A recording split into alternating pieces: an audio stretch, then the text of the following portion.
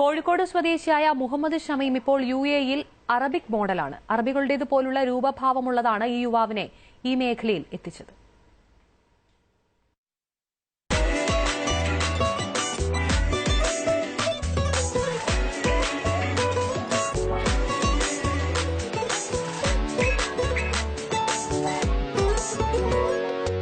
UAE പൗരനല്ല ഈ യുവാവ്, പക്ക മലയാളി.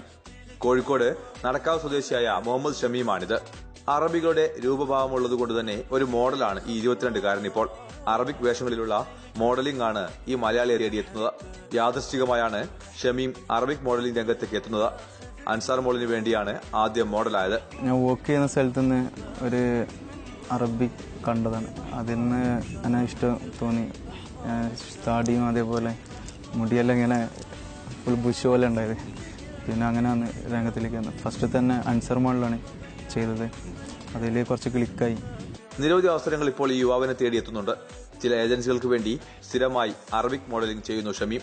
ഒരുങ്ങിയിറങ്ങിയാൽ അറബിയല്ലെന്ന് ആരും പറയില്ല. അതുകൊണ്ട് തന്നെ പലപ്പോഴും അറബിക്കിലാണ് ആളുകൾ സംസാരിക്കുകയെന്ന് ഷമീം. ഭാവിയിൽ അറിയപ്പെടുന്ന ഒരു മോഡലാകണമെന്നതാണ് ഈ യുവാവിന്റെ ആഗ്രഹം. ഫൈസൽ ബിൻ അഹമ്മദ്, ഏഷ്യാനെറ്റ് ന്യൂസ്.